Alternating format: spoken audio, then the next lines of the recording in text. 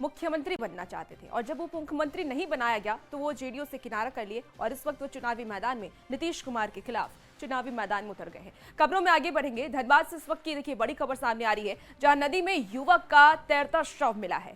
आपको बता दें कि खुदिया नदी में ये युवक का शव मिला है। शव को नहीं पहचान शव की हो सकी है। पानी में डूबने से मौत की आशंका जताई जा रही है। नदी को डेंजर जोन घोषित करने की मांग भी लगातार स्थानीय लोगों की तरफ से की जा रही है। अब तक 8 लोगों की डूबने से मौत हो गई है। तो ये धनबाद से आपको खबर बता रहे हैं, जहां खुर्दिया नदी में युवक का शव मिला है। स्थानीय लोगों में अफरा तफरी का माहौल है। स्थानीय लोगों की तरफ से ये मांग की जा रही है कि इसे डेंजर जोन घोषित किया जाए, ताकि जो आम आदमी है वो वहां पर ना पहुंचे, क्योंकि अब तक 8 लोगों की इस नदी में डूबने से मौत हो गई है।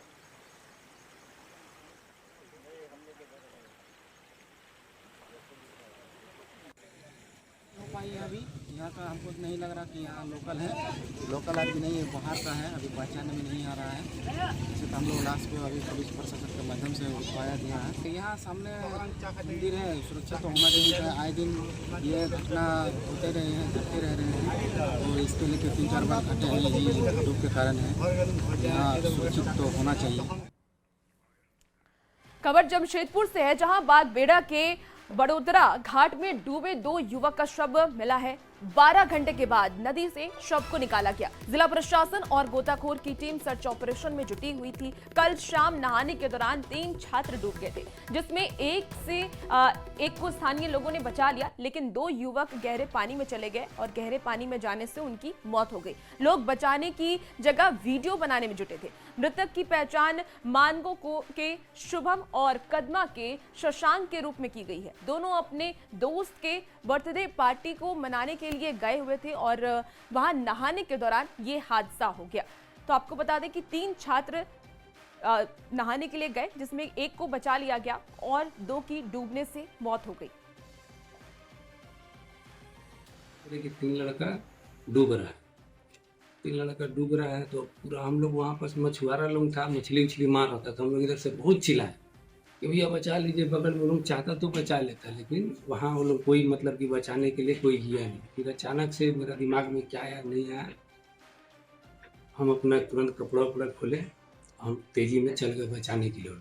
बचाने के लिए गए तो उसमें से बांस का मदद से 1 घंटा लगा मेरे को बचाने में। नदी के बीच में 1 घंटा में उसको एक जन को बाहर निकाले बचा के, तब तक उन लोगों का 2 दोस्त डूब के वो लोग पानी के अंदर चले गया था। जमशेदपुर के बागबेड़ा थाना क्षेत्र के बड़ोदरा घाट में एक दर्दनाक घटना हुआ, जहां इंजीनियरिंग के छात्र 3 युवक नहाने के क्रम में 2 युवकों की डूबने से मौत हो गई। मगर सबसे बड़ा सवाल ये उठता है कि वहां मौजूद मछुआरे और कुछ लोगों ने उन दोनों युवकों को बचाने का प्रयास नहीं किया, सिर्फ उनकी मौत की दर्दनाक वीडियो बनाते रहे। हालांकि इस मौत के बचने के लिए दोनों युवक घंटे भर डूबते डूबते लोगों को बचाओ बचाओ का आवाज़ लगाए, मगर वहाँ के लोगों ने इंसानियत को शर्मसार कर दिया और इस मौत की घटना के दर्दनाक वीडियो बनाते रहे। हालांकि एक पेप्सी सप्लायर तो जो था वो अपनी जान पर खेलकर एक युवक को बचा लिया, मगर शुभम और शशांक डूबकर दोनों की मौत हो गई। मगर अब देखना यह है कि इस तरह की घटनाओं पर लगाम लगाने के जिला प्रशासन क्या कुछ ठोस कदम उठाता है, क्योंकि 3 महीने के आंकड़े बता दूं तो जमशेदपुर शहर के नदी और डैम में नहाने के दौरान लगभग 12 से 14 युवाओं की मौत हो गई है, जो जिला प्रशासन के लिए एक बड़ी चुनौती बनते जा रही है। लगातार नदी किनारे और डैम में युवा जो है जन्मदिन या किसी तरह का सेलिब्रेशन मनाने जाते हैं और उनकी डूबने से मौत हो जाती है। हालांकि जिला प्रशासन लाख दावे करता है कि उन्हें रोकने के लिए क्या कुछ कदम उठाया जा रहा है, मगर ये दावे जो है वो हकीकत में खोखले साबित हो रहे हैं। अब देखना ये है कि जिला प्रशासन युवाओं की जो मौत के आंकड़े जो लगातार बढ़ते जा रहे हैं, इससे रोकने के लिए क्या कुछ कदम उठाता है। मगर वहीं दूसरी तरफ जमशेदपुर शहर में इंसानियत ने कहीं ना कहीं इंसानियत को शर्मसार करने वाले जो मछुआरे और वहाँ मौजूद जो युवकों ने इस मौत का दर्दनाक वीडियो बनाया और दोनों को बचाने का प्रयास नहीं किया, वो एक काफ़ी दयनीय स्थिति बन चुकी थी। मगर अब देखना यह है कि जिला प्रशासन इस तरह की घटनाओं पर लगाम लगाने के लिए अब क्या कुछ कदम उठाता है। न्यूज़ 18 के लिए जमशेदपुर से आशीष कुमार तिवारी। और राजधानी रांची से इस वक्त की बड़ी खबर सामने आ रही है। रांची से एक अनोखा मामला सामने आया है। चोरों ने ही दर्ज कराया है केस। आपको बता दें कि जगन्नाथपुर के सत्यारी टोली की यह घटना बताई जा रही है। चोरों कि लोगों ने पिटाई की थी और चोर पंकज कुमार ने मामला दर्ज कराया थाने में। तो पिटाई से टूटा था एक चोर का हाथ, शोर मचाने पर जुटे लोगों ने उसकी पिटाई की। ज्यादा जानकारी के लिए न्यूज़ 18 संवाददाता ओम प्रकाश इस वक्त हमारे साथ फोन लाइन पर जुड़ गए हैं। ओम प्रकाश, देखिए एक बहुत ही अजीबोगरीब मामला सामने आया है जहां चोर ने ही थाने में मामला दर्ज कराया है। क्या कुछ पूरी खबर है, क्या अपडेट है? जी बिल्कुल, बात की जाए तो पूरा मामला जो है वो जगन्नाथपुर थाने का है। जगन्नाथपुर थाने में ये केस दर्ज कराया गया है। पुलिस अब देखना होगा कि इस केस को किस तरह से लेती है और क्या इस मामले में कार्रवाई की जाती है, क्योंकि ये अपने आप में एक बड़ी बात है। जब एक चोर जब चोरी करने जाता है और जब पकड़ा जाता है तो गुस्से में जो लोग होते हैं, जो स्थानीय लोग होते हैं, उनके द्वारा उसकी पिटाई की जाती है। और इसी मामले की शिकायत लेकर अब जो चोर है वो पुलिस के पास पहुंचा है। बता दें कि हाल के दिनों में जिस तरह से चोरी की घटनाओं या फिर स्नैचिंग की घटनाओं में इजाफा हुआ और पुलिस की कार्रवाई अगर बात की जाए तो उस अनुसार नहीं हो रही है, जिस कारण लोग जो हैं वो आक्रोशित है। और कहीं ना कहीं यही आक्रोश जो है वो लोग जो है अपने हाथ में कानून ओम लेने को प्रकाश, मजबूर कितने हो लोगों गए हैं। पर चोर ने मामला दर्ज कराया, क्या जानकारी मिल पा रही है पुलिस की तरफ से? जी, इसमें जो चोर के द्वारा जो जानकारी दी गई है वो 10 से 20 लोग हैं। हालांकि किसी का नाम नहीं है।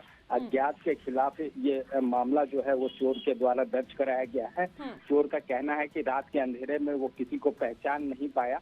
जिस दरमियान उसकी पिटाई हुई थी, ग्रामीण जब उसे पीट रहे थे तो उसने किसी का चेहरा नहीं देखा, लेकिन 15 से 20 लोगों के खिलाफ उसके द्वारा मामला जो है वो दर्ज कराया गया है। आवेदन दिया गया है। इस पूरे मामले में पुलिस की जांच करती है या फिर क्या कुछ कार्रवाई करती है ये देखना होगा। लेकिन जिस तरह से ये पूरी घटना है वो बताता है कि चोर जो है वो लगातार अपनी घटनाओं को अंजाम दे रहे हैं और उसी से लोग जो है वो आक्रोशित। बिल्कुल बिल्कुल ओम प्रकाश, देखना होगा कि पुलिस की तरफ से क्या कुछ कार्रवाई की जाती है। बहुत शुक्रिया जानकारी के लिए। सिमडेगा में नदियों से अवैध तरीके से बालू खनन दिन दहाड़े जारी है। ट्रैक्टर से लगातार हो रहे अवैध बालू खनन की तस्वीरें सामने आ रही हैं, जिससे यह अंदाजा लगाया जा रहा है कि बालू माफिया किस कदर बेखौफ है। हाल ये है कि बालू माफिया पर्यटन स्थल के रूप में चयनित शंख नदी के घाट से सभी बालू का उठाव करने से पीछे नहीं हट रहे हैं और इस वजह से अब यहां बनने वाली सड़क भी टूटने लगी है। लोगों ने कई बार प्रशासन से इसकी शिकायत भी दर्ज कराई, लेकिन कोई नतीजा इसका अब तक नहीं निकल पाया है। पूरे मामले पर खनन विभाग का ये कहना है कि अवैध खनन के खिलाफ कार्रवाई जारी है और पिछले 2 दिन में 10 से अधिक ट्रैक्टर जब्त भी कर लिए गए हैं। अब बड़ा सवाल ये कि जब कार्रवाई हो रही है तो फिर भी अवैध बालू खनन पर रोक आखिर क्यों नहीं लग रही है?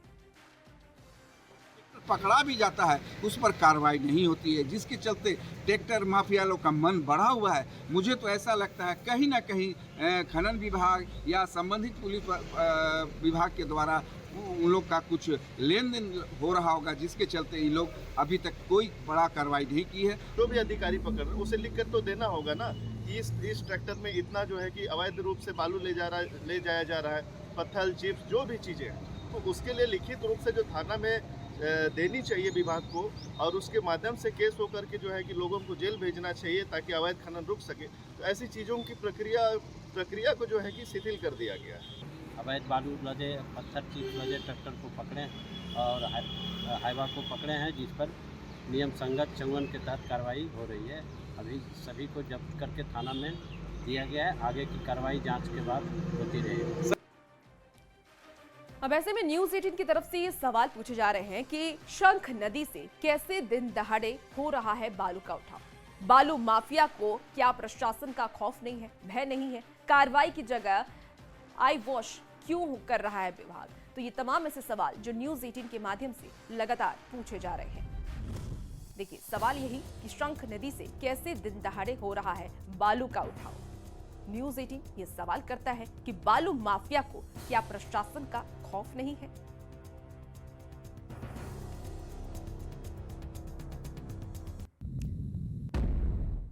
चलिए, खबर अब गिरिडीह से आपको बताते हैं, जहां धनबार के मामराही गांव में एक महिला को घर वालों ने अपनाने से इनकार कर दिया।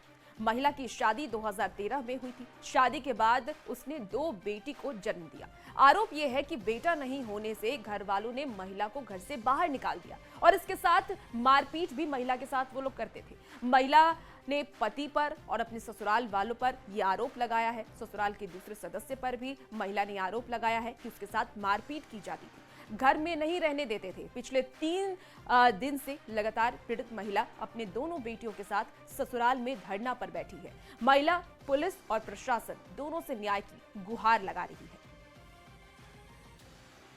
8 साल मतलब बच्चा नहीं हुआ, मतलब करीब 7 साल बच्चा नहीं हुआ। उसके बाद बहुत तंग किया था, बच्चा नहीं हो रहा, बच्चा नहीं छोड़ देंगे, ये करेंगे, तो मेरा बच्चा हुआ था। तो जब लड़की हुआ तो फिर मतलब बहुत परेशानी किया हमको।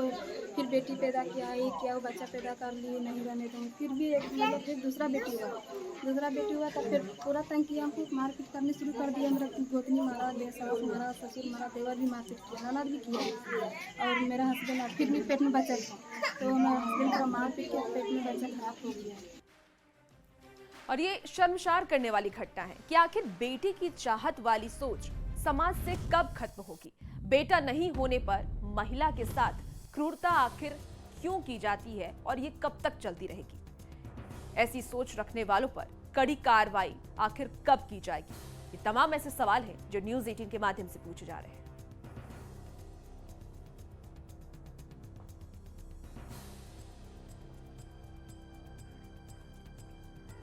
विकास का कोई भी काम जन भावना के अनुसार ही होना चाहिए, यह कहना है पूर्व मुख्यमंत्री चांपाई सोरेन का। उन्होंने ये कहा कि बाबा कार्तिक उरांव ने डिस्टिंग का मुद्दा उठाया था। सरना धर्म कोड को लेकर के बीजेपी के स्टैंड पर चांपाई सोरेन ने यह कहा कि पार्टी भी इस मामले में गंभीर है। बीजेपी अध्यक्ष की चुनावी रेस पर यह कहा कि उन्हें पद की कोई लालसा नहीं है, पार्टी जो भी जिम्मेदारी देगी वो स्वीकार करेंगे। बीजेपी विधायक चंपाई सोरेन से बातचीत की न्यूज़ 18 संवाददाता संजय कुमार सिन्हा ने। हमारे साथ पूर्व मुख्यमंत्री और बीजेपी विधायक चंपाई सोरेन जी, हम उनसे बात करेंगे। दादा, एक जो देख रहे हैं कि लगातार एक विवाद एक के बाद एक सामने आ रहा है, जो सीरम टोली फ्लाईओवर का जो बात कर रहे हैं उसके रैम्प हटाने को लेकर फिर बाबा कार्तिक उरांव के नाम से का नामकरण किया गया, क्या कहेंगे? देखिए, जिस उद्देश्य से झारखंड अलग राज्य को किया गया है, उद्देश्य था कि आदिवासी परंपरा, आदिवासी सारना स्थल, आदिवासी का परंपरा को जीवित रखना। एक श्रीराम टोली का बात आज से नहीं, बहुत दिन से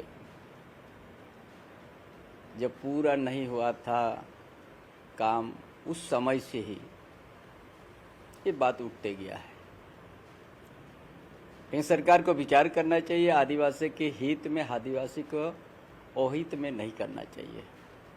ये जो बात आ रही है जो बाबा कार्तिक उरांव के नाम से जो बना, सब लोग स्वागत कर रहे हैं, आपकी पार्टी भी स्वागत कर रही है। फिर रैम्प हटाने को लेकर फिर जो एक मांग जो है उसमें बीजेपी के भी लोग शामिल हैं, तो फिर अब यार कोई राजनीतिक दल का बात नहीं आई है, उसको हर तरह राजनीतिक दल का नाम बोल के आप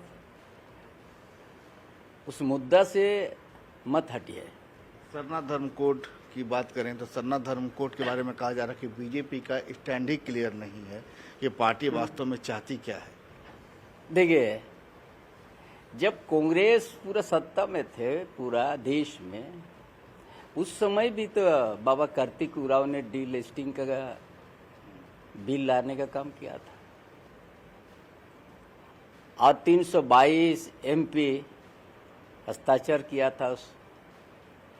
26 राज्यसभा सांसद भी। क्यों उस चीज को लागू नहीं किया? क्यों ठंडा अवस्था में डाल लिया? 61 में क्यों उस कोड को हटा दिया? कभी तो आप इतना पुराना पार्टी, कभी तो आप आदिवासी के हित में, कांग्रेस तो ऐसा कोई निर्णय नहीं लिया। जो लोग चंपईदा को प्रदेश बीजेपी अध्यक्ष पद पर देखना चाहते हैं, उनको लगता है कि चंपईदा आएंगे तो कुछ होगा, उनके लिए क्या मैसेज है? और फिलहाल इस बुलेटिन